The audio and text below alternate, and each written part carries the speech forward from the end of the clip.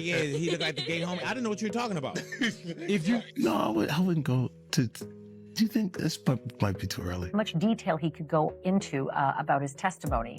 And because the 8 people in the videos, the 8 celebrities in the videos were allegedly victims of sex crimes, we know who they are. John Diddy Combs walked into the courtroom yesterday wearing a sweater over a white-collared shirt and gray slacks. He hugged his attorneys when he got in. Apologized, saying, "Sorry, Your Honor, I'm a little nervous today." 8 celebrities, 6 men and 2 women.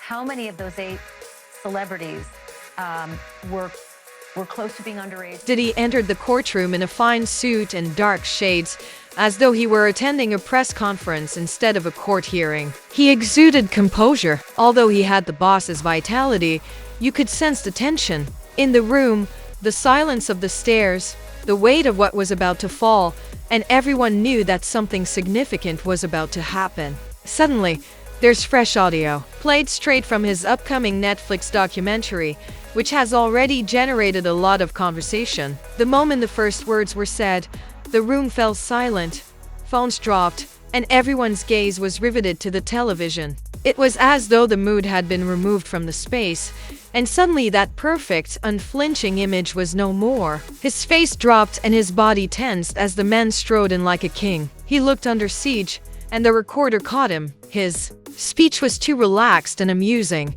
slipping in a way no one expected. Speaking about his wish to go shopping with another man, he was overheard suggesting that they go alone and that he would cover the cost. Despite the fact that those statements might sound cool or even harmless, they struck a different chord among the chaos around his name. There's something from, you could tell it was written by a lawyer.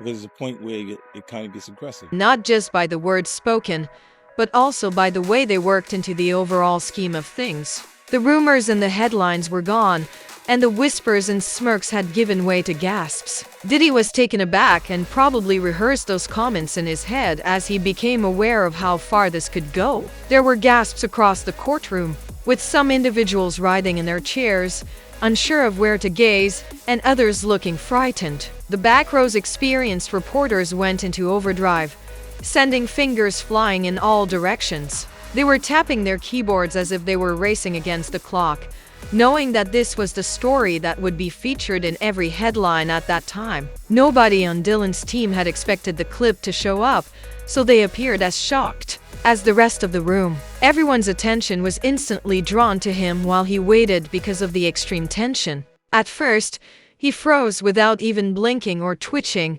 but facing straight ahead as though he hadn't heard anything. However, as soon as the judge played the all-cleaning audio, you could see him gape. Chaos reigned after the judge pounded the gavel and commanded order. To try to calm him down, his lawyers hurried in, but the damage was done, and his calm, collected demeanor was broken on the ground. He sprang up abruptly, shouting across the courtroom, increasing his voice, pointing fingers, and trying to stop it. The context has been removed. His voice was a bark. Alleging that 50 Cent twisted things, he said that he had cut the video only to make him look bad.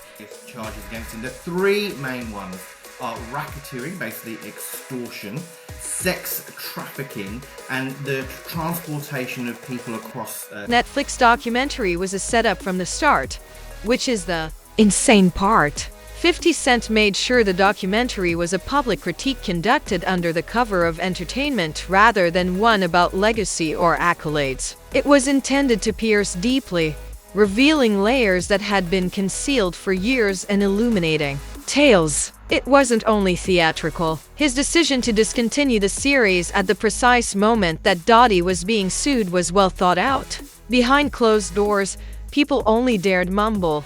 But the most powerful punch was the covertly recorded private audio clip of an apparently informal chat. When they came out, Diddy's remarks made the whole room sit up, not simply because they sounded weird. As the stress increased, guess what happened? 50 Cent had that in mind. You may say whatever you want about 50, including that he is a marketing genius, a master troll, and even merciless because of that, but this time, the back and forth between him and Dylan has been going on for a while. Words and interviews. 50 didn't merely laugh and post memes when the legal turmoil surrounding Diddy erupted. Instead, he spotted his chance and seized it. He created an entire Netflix documentary with receipts rather than sending dodgy tweets, making sure that the world heard a side of Diddy that most people were not aware existed. This type of content is usually kept under wraps in restricted circles and industry secrets, but 50 pulled the curtain back all the way. President, will you visit him just for funsies? I don't know. Look, because you think that right now he can feel like I'm his enemy.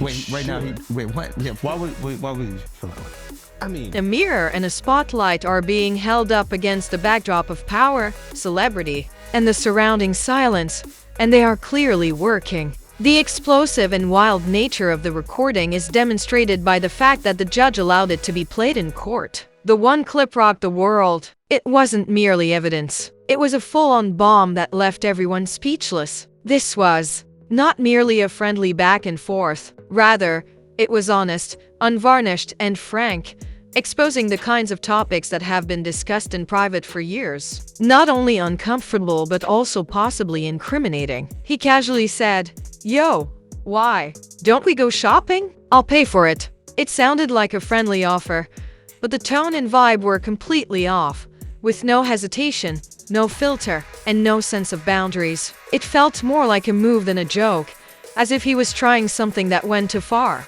This was one of the most extreme moments. He appeared unconcerned as the courtroom fell into utter quiet, which was the worst part. People were clearly attempting to make sense of what they had just heard, as it sounded so unusual. Also, there were a number of remarks that came together to form a picture that was impossible to ignore. Then he muttered something weird about messing with your booty in Miami after mentioning kicking it. That thing way out, like, well, we ain't had no thing. I wasn't sending nothing out, but if it was on the street side like that, we would be active. Everyone was wondering if the point where everyone's eyebrows went up was a part of a bigger pattern that had been teased for years. His comments were a major error, regardless of whether he intended them as jokes or not, especially now that he was facing serious accusations. Such material merely feeds the flames, and by the end, the courtroom wasn't just humming, it was. People were starting to believe that the reports might be true, not merely questioning his choices.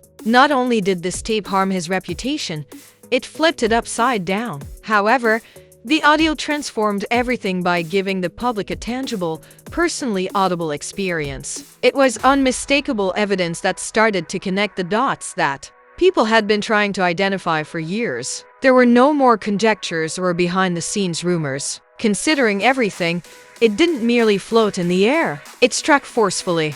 People have been accusing Dylan of the more serious offenses against his reputation for a very long time, as well as the way he spoke in that clip in a casual, careless manner, which seemed to have no limitations. The whole courtroom heard it live, an unvarnished proof that he could no longer control the story. There was a change in the room when the tape was played during the trial. It wasn't just a dramatic moment. It totally changed the course of events. Flip the case. These casual, inappropriate comments weren't just odd. They provided the prosecution with the impetus to say, "Look, this isn't some random story. This is part of a pattern." Previously, the case was largely based on accusations and rumors, but now the prosecution had a tangible piece of evidence that cut through the noise. Suddenly, Diddy's defense weakened.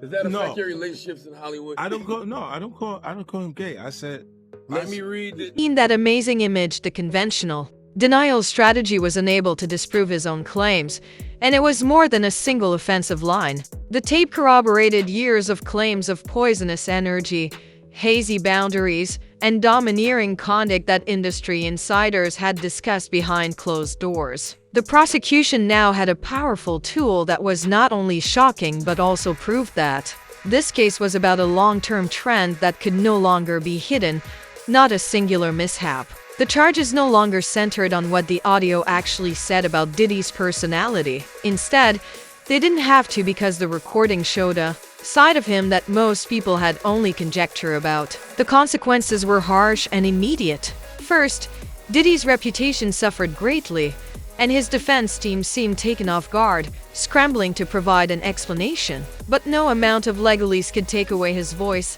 his words, no filters, no edits, and what was already known to the world. As the recording began, Everyone in the courtroom gaped in disbelief. The damage control quickly followed, with a public statement from Dylan's team claiming the audio was taken out of context and didn't reflect his true intentions. But that explanation fell flat, and anyone watching the trial could see the damage. Disbelief, such as, is this really happening? Dylan's position in the trial began to deteriorate at that point. His attorneys tried to downplay the audio, but the more they tried, the worse it appeared. Their feeble attempts only served to strengthen the prosecution's case. The audio was honest and unvarnished, revealing how Diddy actually interacted with people. The media went crazy when that courtroom scene went viral, with news outlets, blogs, and entertainment websites all jumping on it. As the story went viral, the leaked audio became the main focus of every headline,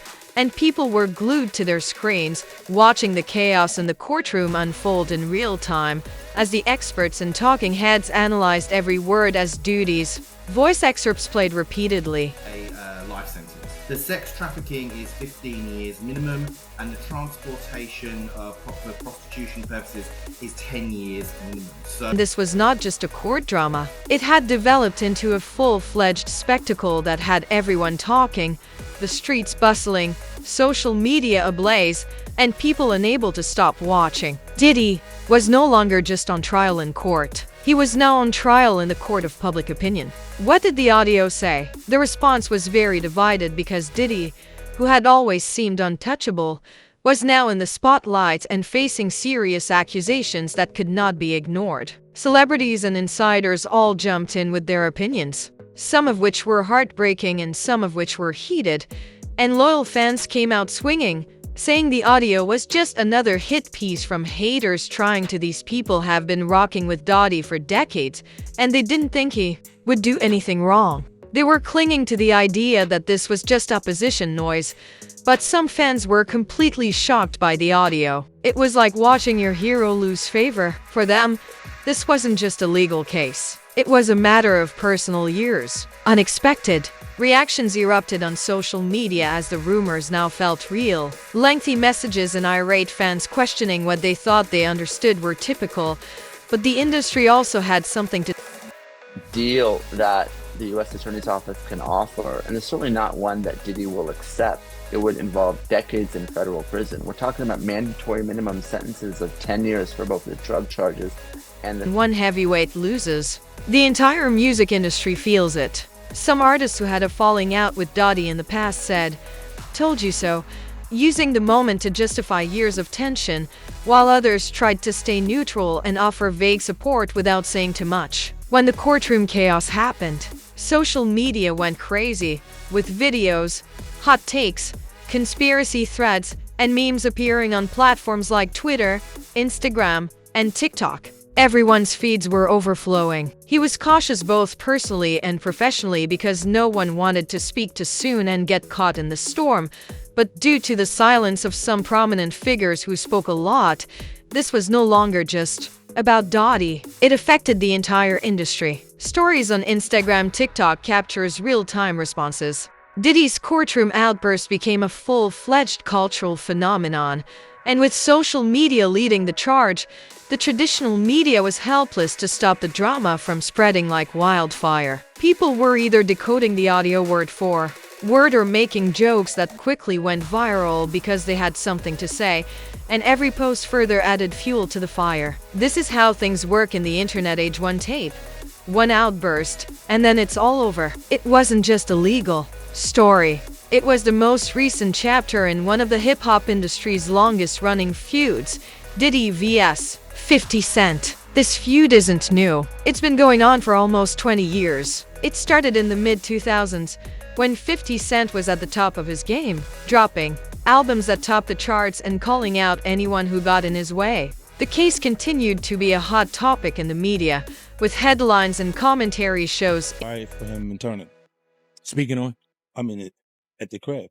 Because in the state, He was already a major player in the music business, so he was the perfect target. From there, the feud became one of the most talked about in the industry because 50 publicly attacked the mogul verbally, demonstrating that he had no respect for him. Diss tracks flew, Interviews became tumultuous, and social media became their own battleground as fans took sides and artists forged alliances. The feud would resurface every few years, keeping their names together in the headlines. He played it cool, calm, and slick as if nothing had affected him.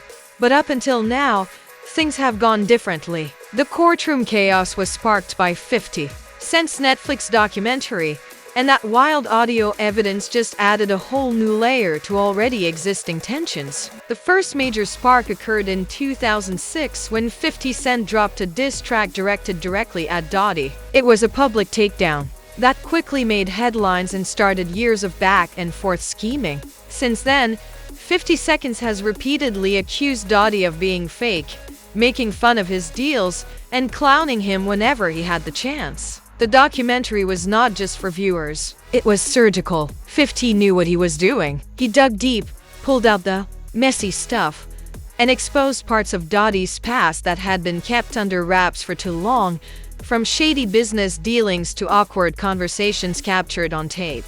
It was just the next move in a long game of chess, one of the most intense rivalries in hip-hop. This wasn't just another online prank or diss track, but a public spectacle that put him in the hottest seat he's been in years, and the courtroom speaker's polished image took a serious hit when the world was watching and listening. For someone who's used to playing it cool and ignoring critics, this one was different. He couldn't just laugh it off or spin it with a statement. Meanwhile, 50 had timed the documentary release to coincide with the legal issues, which wasn't an accident. It was a calculated move to turn the tables. I'll see you at the next one. This drama is not at all about whether you think the 50s are out for justice or are just taking shots. However, we'd like to know your thoughts on the matter. Do you think Diddy's public image will improve or continue to deteriorate? Leave your thoughts in the comments section.